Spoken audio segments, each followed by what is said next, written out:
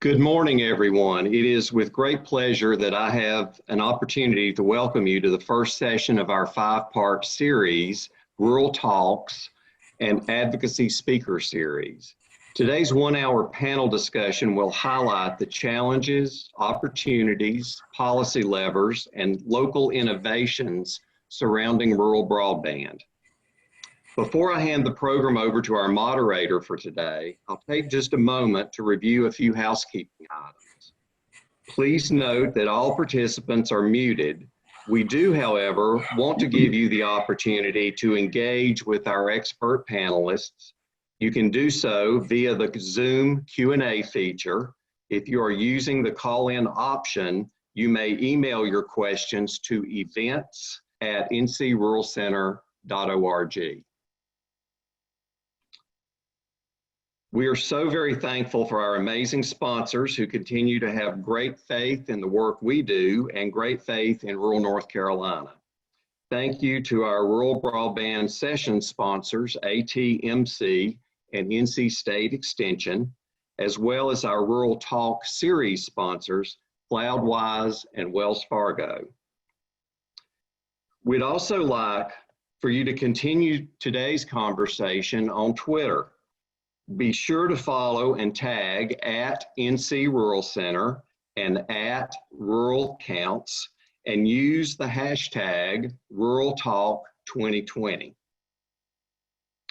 The crux of our discussion today will be guided by the expertise and wisdom of a stellar lineup of speakers in the field, including two of our esteemed state legislators, Senator Harry Brown and Representative Zach Hawkins.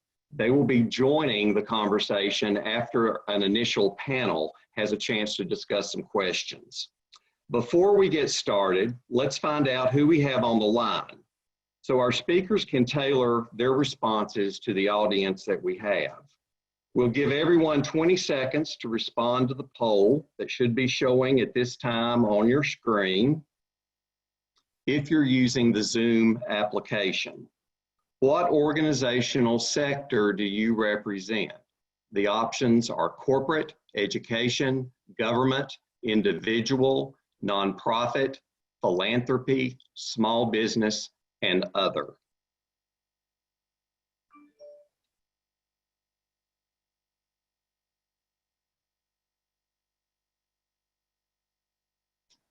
So it looks like about 36% of our audience is in the government sector, both local and probably state. We have 28% from the nonprofit sector. We have 11% from the education sector, 6% corporate, 4% philanthropy, 6% small business. So a great cross-section from across the state. I also know that a number of staff from the General Assembly and some representatives of our congressional delegation are also on the call. Now, without any further delay, let me hand the virtual mic over to our moderator and Rural Center board member, Sarah Thompson.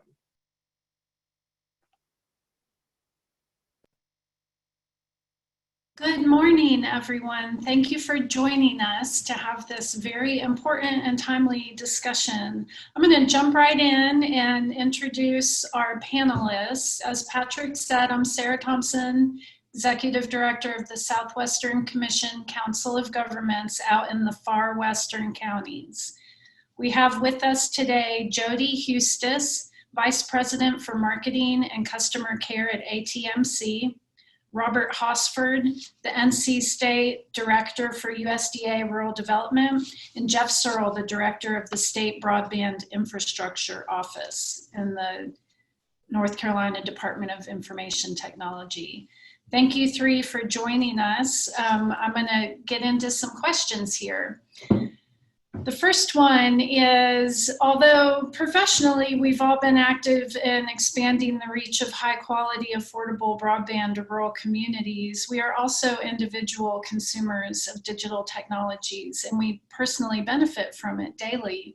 So let's start by talking about how the COVID-19 pandemic conditions have deepened our appreciation and understanding of broadband services. And I'll just kick it off by talking about public education. As a parent with K through 12 students in the home, it has become so apparent during this crisis how important adequate broadband is to help our children get their education during this time. So Robert, Jody, and Jeff, in that order, please tell us how you're reflecting on this. Well, thank you, Sarah, and thank you for having me as a panelist today. Very humbling to be a part of this group. So when we're evaluating this pandemic and the effect it's had on NC rural development and our programs, we have proved out that we're capable of providing our services to the public despite what has occurred. I found a lot of efficiencies out there. This situation has also shown that there's so much more that needs to be accomplished in expanding adequate broadband services into the rural areas of our state, whether it be for schools, businesses, homes, faith-based entities, or hospitals. The lack of broadband in some areas has deeply impacted the work environment and the school systems. Thus, some children are just frankly unable to make use of distance learning at this very critical time. It's given me a deep appreciation of having the ability to carry out my day-to-day activities due to having adequate access, but there are some that would like to telework or work remotely. But due to the lack of adequate service where they happen to live, they're just not able to do that. Just because we have adequate service at our workplace doesn't necessarily mean that we have adequate service at home. I use my 8-year-old daughter, goes to school in downtown Raleigh. She has no problem getting adequate service right there in 5 Points. But compare that to a child in rural Columbus County, or you pick the rural part of Perquimans County. They may have to go to the Starbucks, if there even is one, and do their homework from there. And that's an inequity that we need to address in the state. Absolutely. Thank you, Sarah. Yeah, absolutely. It often is the last mile to the home service that's the greatest issue in rural areas. Jody, how about you? So without broadband, I would have to move out of my house. From a standpoint of just entertaining yourself while you're locked in your house, being able to Netflix and Prime and have all kind of options for television, I think that's something that everybody's grateful for. But from a practical standpoint, I've got a 2nd grader and a 4th grader. This morning at 8:30, my 4th grader had a Zoom call with her class, which she has 3 times a week, so they can continue to have a classroom type discussion and environment from homes across the county. That's pretty remarkable. If she weren't able to be in a home with high-speed internet, I don't know how she would be able to get these things done. Even before the pandemic, they had work that they were doing every week where they could interact with their teacher at night over the computer to get certain study things done. So we're lucky that she's got access to that. There are thousands of kids that do not have that, and that's a problem. From a standpoint of work, were it not for the ability to use high-speed internet during the pandemic, we would be in real trouble. We've been able to take over 80% of our in-office staff and send them home. And we've been able to continue to do marketing functions, accounting functions, engineering functions. We've taken our call centers for customer service, our call centers for repairs, and we've spread them out over 3 counties. And we've continued to work virtually as though we're all still in the same place. So we haven't skipped a beat with our business, and that entail allows us to continue to support our customers and keep broadband going for people. So without having internet available, we might have to have everyone still here. And if one person comes in that is infected with COVID, we would have to send everyone home. That puts us out of business. And so internet's been a godsend for us here at ATMC personally, and we're hearing from thousands of our customers who are now working from home for the first time to be able to keep their jobs moving and the economy moving to some extent. This is Jeff. Yeah, I think that certainly this situation highlights the inequities throughout the state, and has really brought to bear the difference between the haves and the have-nots. And if you have broadband or even a connection to the internet, you're able to continue to do a lot of the things at home that you were able to do at work. But we're hearing in our office from a lot of folks across the state that are struggling. And it's not just the internet connection, but it's also the quality of that connection. So there is a quality of service issue that's out there. Right now, the state is in an interesting place because we have a lot of good companies working hard to provide high-speed internet access in many of our rural areas. But the issue has to do with population density and the ability for those companies to invest in areas where they can't sustain a business model. So what do we do in those situations? And I think grant programs and other incentives have been proven to work. And so that's what we've been focused on and trying to move out in several different phases, some solutions. To be honest, right now we're in a triage phase. We're simply trying to get connectivity to those that need it. And for example, one idea is bus Wi-Fi, where that Wi-Fi signal can transmit around the bus in a radius that would allow folks to drive up to the vicinity of the bus. Some school districts have been using buses, the yellow buses, as food distribution for the free lunch students. And the idea would be to also provide that internet connection while they're picking up their free lunch. It's not the best solution. It's not a permanent solution.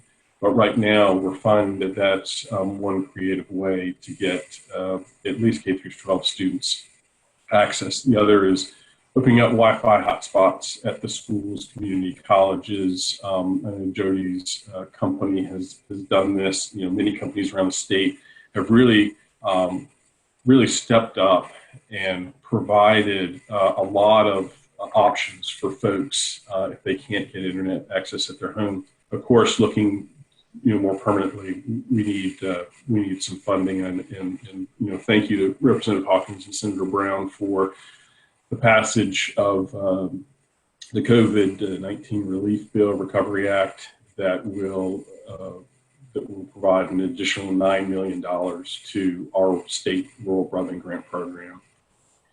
Yeah, so those are a couple of immediate things that we're working on. Yeah, I think this current crisis situation that really brings this issue to the forefront, and we need to use this time to start looking forward to how we're going to get out of crisis mode and find some long-term sustainability to these issues. So let's talk a little bit about that. I'll go to Jody for this question. Jody, what do communities need to be asking themselves about plans for broadband deployment that perhaps they're not asking yet? I think there's a few things. Number one, who's your champion?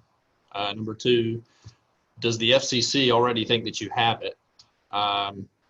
Three, is there a potential partner? And then how are they going to do it? Community is sort of a loose definition there. Is it a town? Is it a county? Who is asking, who's working to try to make internet available to you? You need to have someone who takes a leadership role in it. And if you're in a town that doesn't have it, which most towns do, then you might have a local government. Or is your county working for it? Are you part of a county that doesn't have it? You can't sit back as an individual, though, and think it would be great to have internet. I'm sure someone is working on it, and hopefully it'll get here soon, because no one may be working on it. That's why it's good to have like the Rural Center and have the DIT office with Jeff and George and his staff. I know they've done a lot of work to work with people in rural areas across the state to help identify need, because believe it or not, identifying the need of broadband is a difficult task. There are some of the most populated counties in the state. There are probably areas in those that still don't have access to internet. So you've got to have a community champion that's willing to step up, and you've got to take it upon yourself to say, we need this in this location, and let that be known. Yeah, that's a great point. You have to identify a community leader, and you may have to be that community leader yourself. And it doesn't mean you have to have all the answers, but you do have to be able to convene the right people. Jody, real quick, tell the audience who ATMC is. ATMC is Atlantic Telephone Membership Cooperative. We've been a nonprofit telephone cooperative since 1955, and we serve in Brunswick and Columbus County. We're one of 7 telephone cooperatives that are nonprofits across the state, founded to serve rural areas with telephone, and now we're doing broadband. But that second part of what we're talking about is, does the FCC think you have it? Believe it or not, you may be in an area where internet is supposed to be. So the FCC has mapping, and that mapping is a big deal. It helps determine where funding goes for rural broadband. So if you're in an area where the FCC says there is supposed to already be broadband, then that area may not be eligible to receive federal or even some state funding.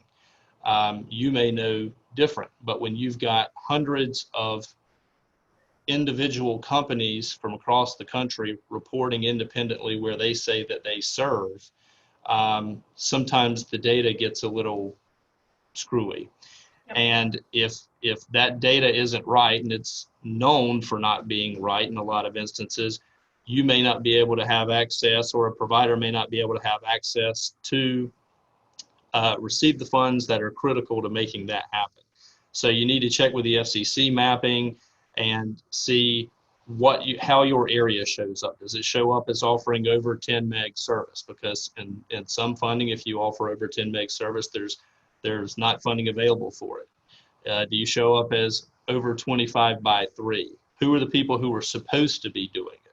So it's critical that you know that. Potential partners. What kind of partners might be available and willing to come in and even entertain the notion of providing broadband to your rural area? It is a very expensive undertaking. For putting fiber optics in, we know we're anywhere from $30,000 to up to $50,000 per mile. And when you have very low customer density, there's not a financial case in the world where that really makes sense. But if you can get funding with that, you can start to make sense. And then in terms of, how is this partner going to do it? Are they going to come in and are they going to put in a sustainable broadband, something that's going to serve you today, tomorrow, 10, 15, 20 years from now? Because when you spend money on broadband, you really only want to spend it once. The state's going to probably make available money for broadband one time. So you don't want to go in my opinion, with just good enough for today. You want to put in a broadband solution that's going to be good for decades. Great, thank you. So partnerships are key. Local on-the-ground organizing is key. We can also collect local data to truth check that FCC data. But all the money in the world won't fix this problem if we have policy barriers as well. So I'm going to take this next question to Jeff and Robert. What are the greatest policy levers now that rural advocates should be pushing on at the state and or federal levels? Let's start with Jeff and then hear from Robert as well. Sure. Thank you. Well, I think that we have, amidst this tragedy, some opportunities, and those opportunities include highlighting the problems or the challenges and where those challenges lie regarding broadband connectivity. And I think that folks can advocate for themselves, talk to their local representatives, county commissioners, and their federally elected officials to let those folks know the struggles and the problems that they're having. Because as Jody mentioned, we'll see a lot of data that shows that you could have, or you should have, broadband services available to you, but what we're finding is that those may be available across the street or even down the street, but maybe not available to your household. And so there have got to be some ways and some ideas around how we incentivize those providers. I mean, this is a market-driven industry or utility, if you want to call it that. It's not regulated in the state level, and it's hardly regulated at the federal level. And so some of those additional levels include increased funding, and frankly, it's the community planning, and Sarah, you and your group out west have done a tremendous job collecting data. It's key among the communities. We emphasize that in our office. In fact, we just concluded a survey and speed test tool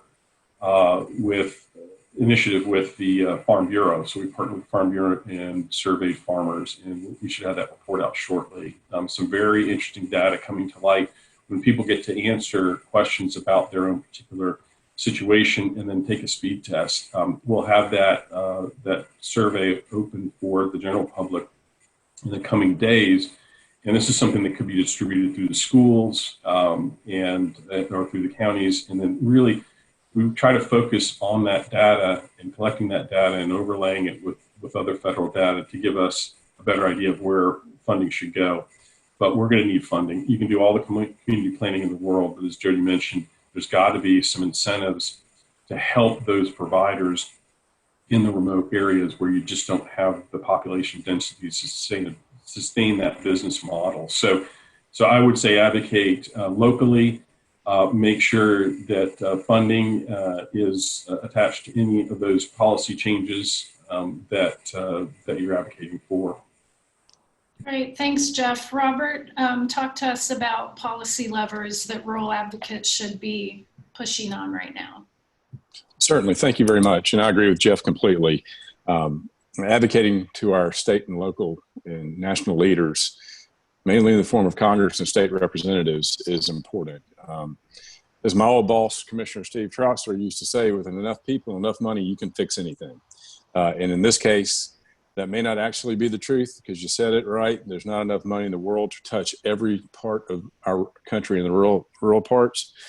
Something else that's going to be key to this, Sarah, is data and good maps. When I worked for Commissioner Troxler, I was in the military, worked for the military for him, and they're all about maps. Good maps, knowing where that broadband is, where it's not. That helps us drive business with our partners, such as Jody's group and STAR and all the other ones we work with. And as we move forward, just so you all know, since 2010 up until 2019, USDA Rural Development North Carolina alone has put $161,600,972.53 in the ground. 53 cents is very important. I don't know how that ended up there. We usually like round numbers, but we're also, this is a tough one. A lot of times, Congress, many people on this phone have worked as staffers in Congress, and oftentimes they write legislation and then ask us to write regs at the administrative level policy process. Our job is to not make it more difficult, but it's also to interpret the law. But as we go forward, and as your audience here, the conversation with your members of Congress and your members of our state General Assembly, that's where it really starts.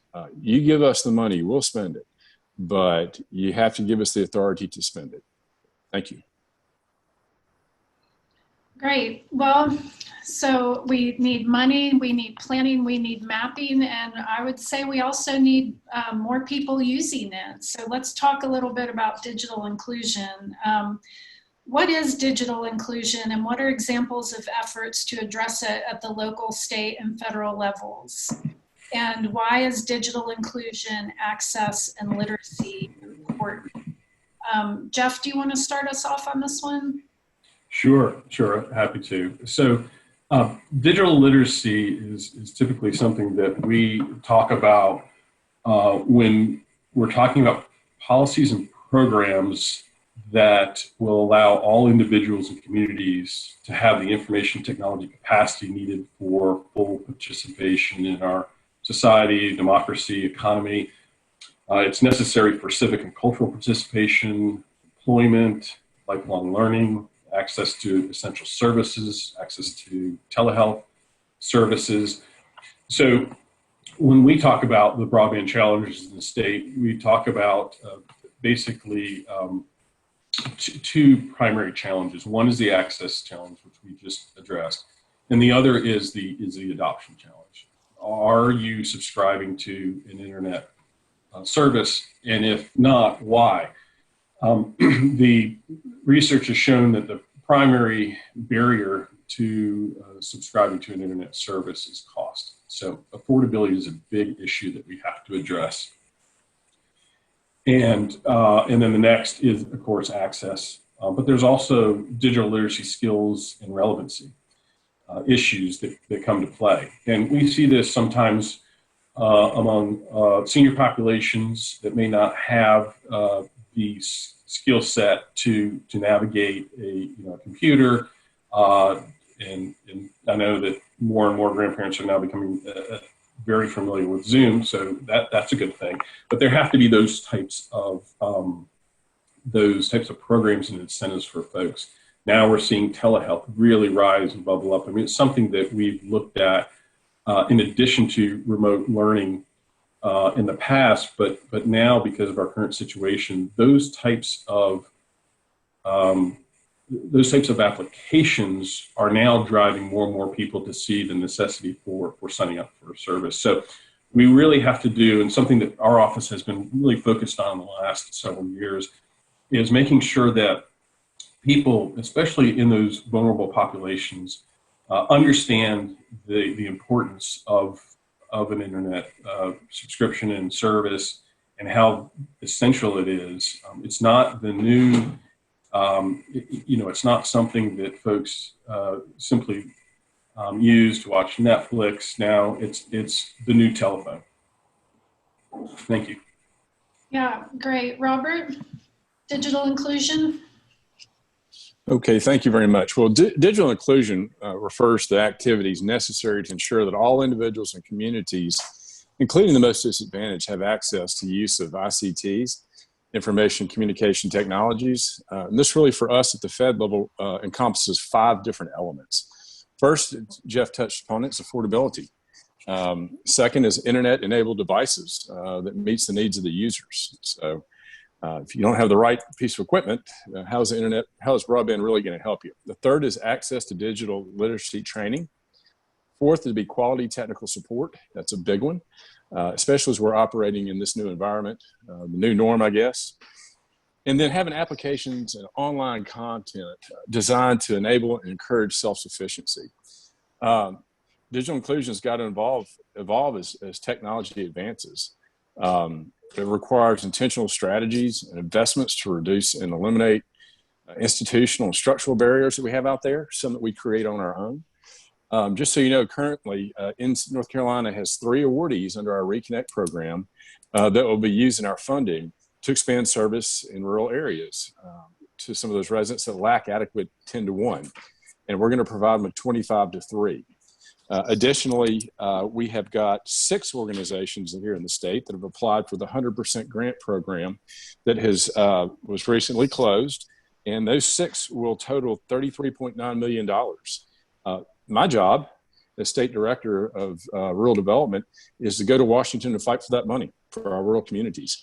We've got a pretty decent amount of money in the kitty, but I'm very hopeful that we can be successful with these 6 applicants. One of them happens to be on the phone with us right now, and that's a good thing. So, digital inclusion it's a big word, but we look at it in 5 specific ways. Thank you, Sarah. Sure. So, essentially, we need more people in rural areas using the internet to make that return on investment easier to reach for the provider.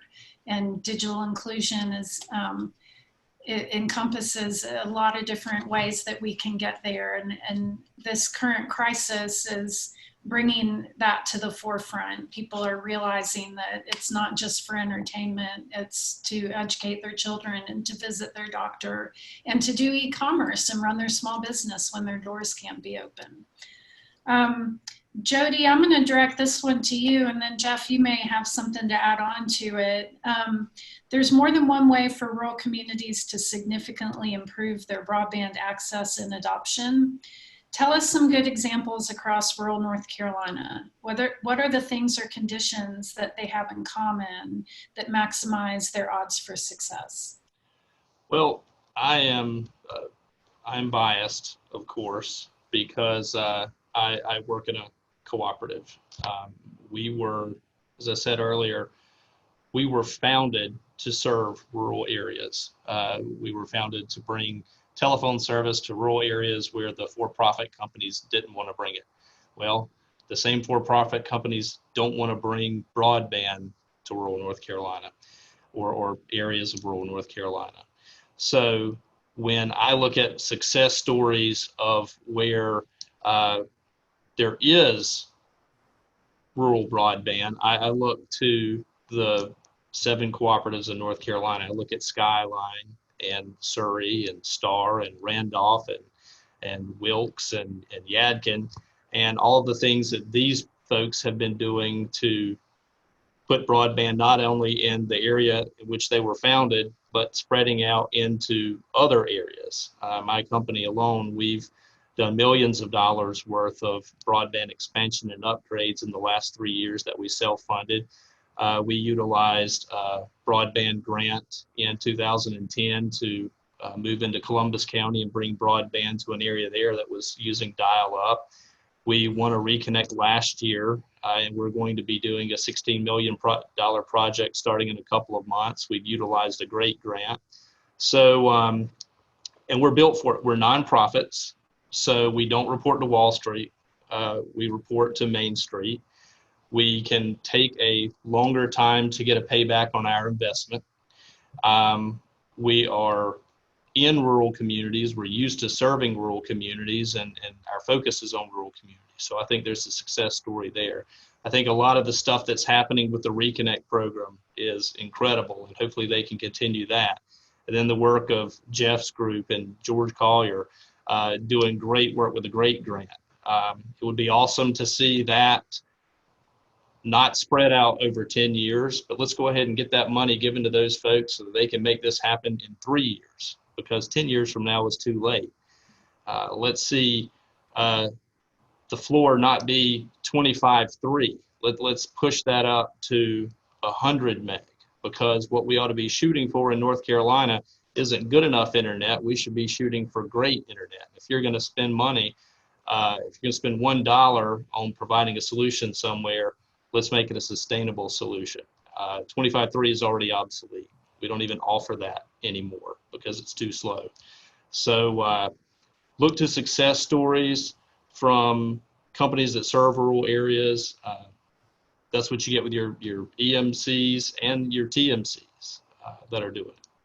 Thanks, Jody. Jeff, one thing I've learned in my journey through rural internet is that there is no uniform solution. And there are areas that don't have telephone membership co-ops. So maybe some of your examples of success stories could be about those projects.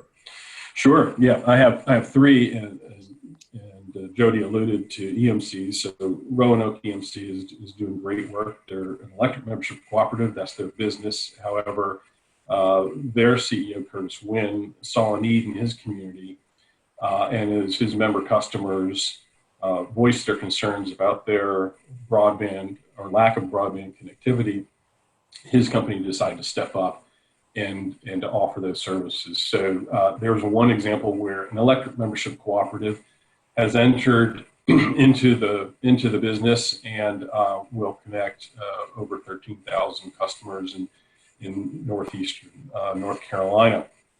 Over in your neck of the woods, of course, we saw a very creative partnership between Western Carolina University and Morris Broadband.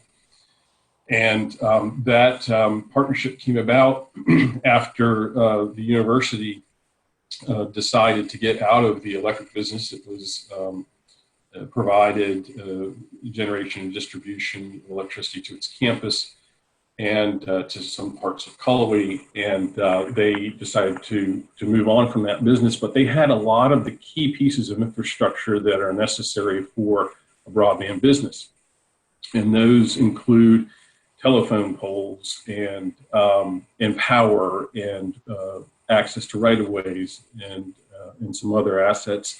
And so the working with our office, Keith Conover out there, they were open to receiving bids from private sector internet service providers, and they entered into a partnership with Morris Broadband, and they'll connect to start with over 3,500 homes there in Cullowhee, and with potentially expanding to 7,000. Now, that partnership will connect all of those homes without any state dollar investments or federal dollar investments. So there are creative solutions out there. We have, electricities across the state that have infrastructure that could support a partnership just like that. And then another example would be Country Cablevision up in Yancey and Mitchell counties. They were the recipient of a grant, USDA grant, several years ago, and the community partnered with that small cable company and planned for additional funding, some matching funding from the company itself, but from some other entities also, and so they were able to expand and provide high-speed internet access to all the residents of Yancey and Mitchell counties.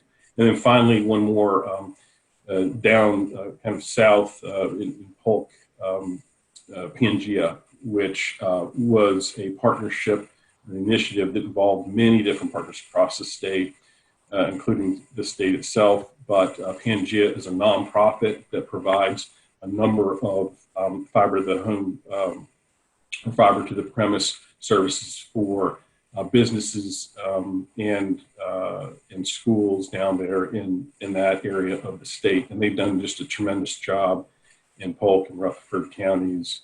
And so there are a number of creative solutions out there. We have a large number of what we call fixed wireless providers, or WISPs. They have emerged in the West and the East in those very remote locations and have done very well in providing and filling in the gaps where a wireline provider hasn't provided service. And so there are options out there, and communities can explore those, and we'd be happy to help communities explore those different options. Great, thanks, Jeff. The state office is a real asset, and we appreciate all your help. Well, I think we could continue talking for hours more on this topic. Thank you, Robert, Jody, and Jeff, for your answers to those pre-prepared questions. Before we go on to questions from our participants, we have two legislators that have joined us this morning. First, I will introduce Senator Harry Brown from District 6. He's going to talk to us for about 5 minutes before his colleague jumps on and talks to us for another 5. Senator, thank you for being here. Thanks, Sarah. Glad to be on.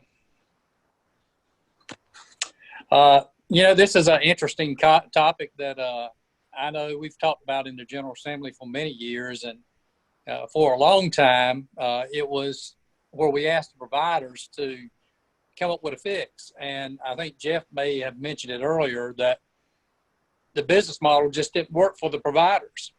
So it became more and more clear, I think, for us in the legislature that we had to come up with a program to help fund expansion across the state. And I know there was a lot of work done in the GREAT program, and we created that. In the first year, we put $10 million in. And those dollars, of course, required a match. So I think it ended up being around $18 million that went out the first year. if you counted the match that went across rural parts of North Carolina to kick this program off. And it was a huge success because we had requests for more money. So then the next go around, we put $15 million in, and the exact same thing happened again. Those $15 million went out pretty quick, and there were requests for an additional $9 million. And that's why you saw in the COVID relief package that additional $9 million, because we knew those requests were already out there to expand across the state. And then when you look at the match requirement, it will really spread this across the state even more. So we see that as really important. And there were a couple, the panel mentioned a couple things. I think speed is important, and I agree. I think we've got to continue to work to get as much speed as we can so we don't have to go back later and try to correct that. I know in my district, Jeff and Patrick were in Jones County. Gosh, I guess it's been about 5 months ago. It doesn't seem that long ago, but anyway, where a small provider came up with a way to expand across Jones County, which is one of the most rural counties in the state. I'm fortunate, I guess, in a lot of ways to have an Onslow County and a Jones County and can see the difference. And a county that's growing and doing well, and then a poor rural county like Jones County and the struggles that they have, with broadband as well as other things. But again, a provider was willing to go into Jones County and come up with a plan and make a difference in that small rural county. And those are really important. And so we made a commitment. I know we got to get this quicker, but I think in the great program when we passed the bill last year to expand it to $15 million, we did a long-term commitment. And we see this as something that it's going to be a long-term fix, but we got to fix it as quick as we can at the same time. So I think the legislature is committed to doing it, and we just have to continue to push it. But I think most of the members understand that there really are two North Carolinas when it comes to broadband, and we have got to find a way to fix it. Also, I want to mention in the bill we just passed for the coronavirus, we had $11 million in there for connectivity. We had another, I think it was $20 million or so for hotspots on buses. So we really looked at some different ways that we could get more money involved in broadband.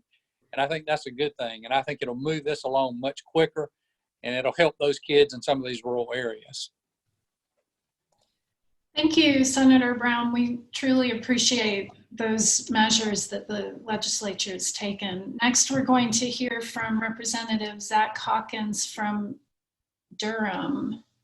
Representative Hawkins, thank you for joining us. Thank you. Thank you for having me. And I agree with my fellow legislator, Senator Brown, that there are two North Carolinas, and the legislature is incredibly dedicated to ensuring that we solve this problem. I grew up in rural Beaufort County, Chocowinity to be exact. That doesn't lead anybody to think that's a booming metropolis, right? And went to school in Pasquotank, family, in Carteret, and have traveled the state and have literally seen exactly what he said, two North Carolinas. Some people can move forward and some people can't. And really the pandemic has exposed an ongoing issue. Nationally, I think it's about 18 million nationally, Americans don't have access to broadband and high speed. And as Jody mentioned, we have to have the highest speed because this is an area just like technology that's moving faster than we can keep up. And so we need to ensure that we're providing and having long-term solutions. And especially when you start talking about rural North Carolina, but sometimes in urban areas, in the rural parts of those urban areas, you're dealing with connectivity issues. For me, it's really about ensuring that, a mayor in a small town shouldn't have to, when they're trying to recruit business, they shouldn't have to talk about connectivity. An entrepreneur should be able to start a business in their garage. A kid shouldn't have to worry about going to McDonald's to do their homework. And so now that the pandemic has really brought this to light, we now understand that work, technology, telehealth, education, and business are all impacted by the General Assembly's ability to act and move directly in this way. And so I had the opportunity to watch the NC Impact with Patrick, who did a really, really good job, and others who participated. Look at Yancey County and Mitchell County in the far west, and what they were able to do with that national grant from, I believe, the USDA. And their companies are expanding there and using the talent from the community colleges. It allows businesses to grow. I think a brewery has doubled or tripled the size. And so this isn't a partisan issue, as you can tell with both of us being on the line. And it really is one that I believe that, a place like Durham, I would also include RTP. We want to make sure that every county around the state has the ability to grow and expand and move there, because it also impacts young professionals moving there and deciding to raise a family. And so we can't underestimate the impact. And for me, the policy solutions are pretty simple. I know we've talked about a few of them. We have to empower our co-ops, and we have to make it affordable. We have to double the size of the GREAT grant. And I can't remember who said it, but I would love to see 300 million over 5 years. I know that's aggressive, but that's really just who we are. North Carolina's, I think we're number 9 in US population, soon to be in the top 7 over the next 2 decades. And so we have to, move in the direction of a state of our size, and then remove the restrictions from preventing last mile and ensuring that we include the Public Utilities Commission at some point. And so we just have to, this is our new electrification. The project that we probably did almost 100 years ago, with making sure that every person across North Carolina received electricity in their home. We're really in that stage right now. And I'm passionate about this. I know my friend Joe Sam Queen is as well. We co-chaired the Broadband Working Group along with a few of our Republican and Democratic colleagues. And so this is something that I want to champion in the General Assembly. And I'm so glad that you had us on today to talk about it, because it's really the defining issue of our time.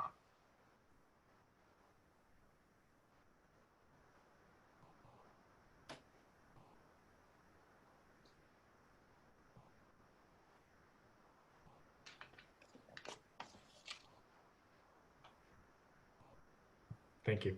So our moderator got dropped. So this is a testament to here she is. Sarah, you're back.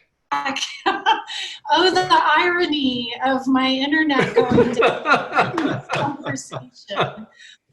Oh. Welcome back, and Representative Hawkins just finished, and I think we're ready for the Q&As. Okay, great. Well, we have a few questions that were pre-submitted. We only have about 11 minutes left, and I know there's a lot of questions from our current participants as well. So to the panelists and our legislators, whoever wants to jump in on these, a couple of the counties touched on just some general confusion around why you could have pockets within a county that had great service, and then right down the road you might have no service or terrible service, and how frustrating that is as a resident and an advocate. Can anyone touch on that?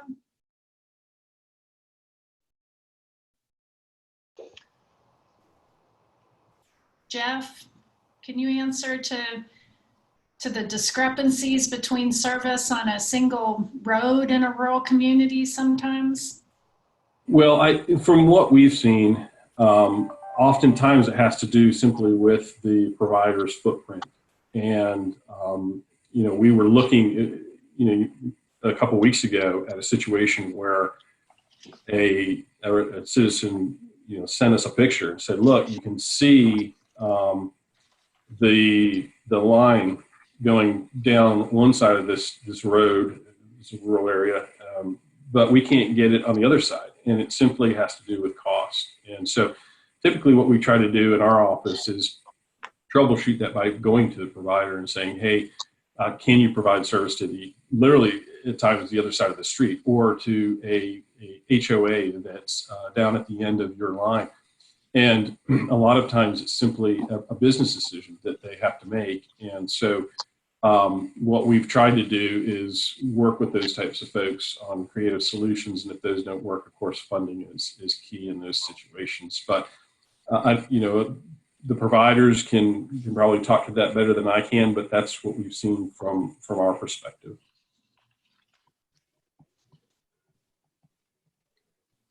Okay, well, let's move on. A few of the other questions are around, real general questions around what are the plans to bring broadband to all of rural North Carolina, and will we ever see a federal broadband act similar to rural electrification, and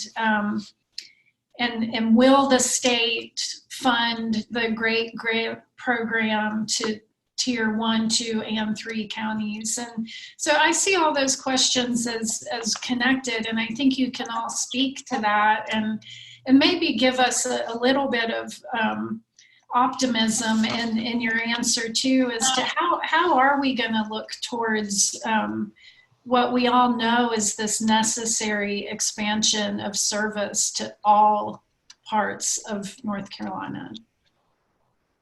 Let's start with Robert on that one. Robert, how do you feel about that? Sure, Sarah. Well, actually, Rural Development as an organization was founded by the Rural Utilities Service, which was the electrification. And then we moved to telephone. And I don't know of any discussions in the Congress right now for enabling legislation for this type of thing, but they've done it in the past. And that's one of the reasons that this agency exists.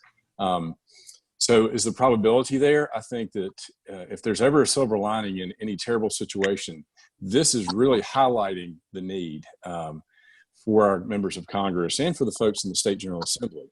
So, I just look back historically. We started as RUS, Rural Utility Service, to put telephone poles up and to get electric out to folks. So we've trended that way since the 30s. So let's hope we continue to trend that way into the future. Jeff or Jody, do you have anything to add to that? No, this is Jeff. Just real quickly, we developed at the direction of the General Assembly the State Broadband Plan, which was published in 2016. The governor issued an executive order last year creating the Rural Broadband Plan Task Force. And that task force is coming up with recommendations that would further or improve parts of that plan.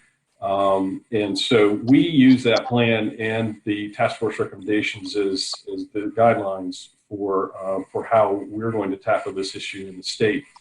It's available at ncbroadband.gov. And then the other component, of course, is the funding, and we address that with the GREAT grant.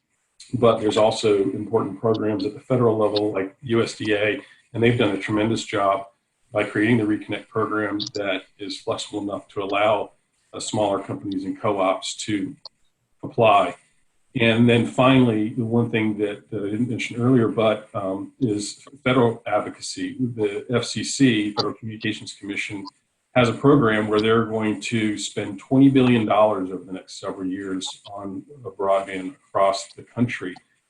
We have the opportunity here in the state to receive $390 million to connect over 168,000 households in our rural areas.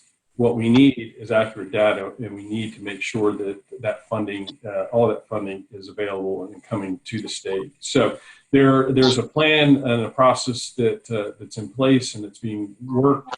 Currently has many different parts to it, including, as we mentioned, the digital equity pieces. And we really need to tackle that affordability piece. I think is the next big issue or big challenge for us in our plan. Thank you. Mm-hmm. Jody, do you have anything to add? I think the day is going to come when it happens. It's just how close is that day to today? Electricity is the perfect example. It's there. 99% of folks in the state that wanted telephone service eventually could get it. This year, my company applied for 3 GREAT grants and a Reconnect grant in all that are encompassing probably around $40 million worth of projects and would be close to over 10,000 homes. And and our investment in that would be somewhere around 12 to 13 million dollars. We're willing to do it. That's our goal. It's one house at a time, though. And as long as There are programs like the Great Grant out there that get funded each year, and as long as there are federal programs out there like Reconnect, and we plan to be a big player in the RDOF auction that comes up, the Rural Digital Opportunities Fund auction that comes up in October. We're going to continue to take part in those and get one house served at a time. Great, thank you. Brandy, I'm going to pass this to you so we can get in at least 1 or 2 questions from the audience. Yeah, and thank you for that, Sarah. There are actually a number of questions, looks like 37 to be exact, that have come in throughout this discussion. And so I'll highlight just a few of them. I think that quite a few of them have already been answered and responded to by our panelists, but ones that have not yet, so I'll outline those now. So there are a number of questions regarding FCC definition of broadband. People are alluding to the fact of inaccurate mapping regarding where there is really not access, but it's seen as access by the FCC definition. So can anyone on the panel kind of speak to that and the issues and what folks can do to get more accurate data out there? Well, this is Jeff. I'll just address it real quickly from our office's initiatives. The FCC will be changing the way that it collects data and information from internet service providers in the next year or two. So that change should help with the granularity of the data that we are receiving. And then additionally, we've been working with, we were originally one of 8 states to work with the National Telecommunications and Information Administration to create a map that would give us more granularity. We also worked with a researcher out of Purdue University to create maps that give us a better idea of the issues or challenges, not only around access, but also adoption. And then finally, I mentioned the survey. We'll have that farm survey report out soon, but people can speak up and actually tell us, take the speed test at home. If it's a quality service issue, if it's not, we'll have a phone option available. And you can tell us that you don't have access at all. And so I think that puts the power in a voice with the people to give us additional data. So we're working across a number of different initiatives to try to get better data. Great, thank you. Again, there are a number of questions surrounding those concerns and issues. And then lastly, I'll just kind of end the Q&A acknowledging the fact that we have not had a chance to get to all the questions, but we will work our best with our panelists to have responses to your question posted to the Rural Talks section of our website. So just to be mindful of time, we'll move on, but I think a number of what you all have stated has actually been answered already. And for what has not, we will definitely not leave you hanging. We will post that information to our website, so be sure to go there. And then just really quickly, as a couple of last minute kind of housekeeping items, just want to remind you all that you have attended the first of our 5-part series. So if you have not registered for the other sessions, please go to our website and do so. And you see the dates there. It'll be the same time, generally the same place. So we hope to see you at our other sessions. In addition to that, just want to take a moment of privilege, I'll say, and remind folks, if you have not taken the 5 to 7 minutes to complete your census, when you get off this call, do that. We're encouraging you. Let's make sure that every North Carolinian, especially rural North Carolinians, are counted in the 2020 census. It's important for political representation, federal funding allocations, as well as community and economic development. We need all those dollars to come home to North Carolina. And last but not least, I want to thank our esteemed panelists, our legislators, our experts in the field, as well. Thank you, Sarah, as well, for moderating a beautiful discussion. And most importantly, thank you to all of you for attending today's session. Again, we hope to see you all soon, and be well. Thank you. Thank you. Bye, everyone.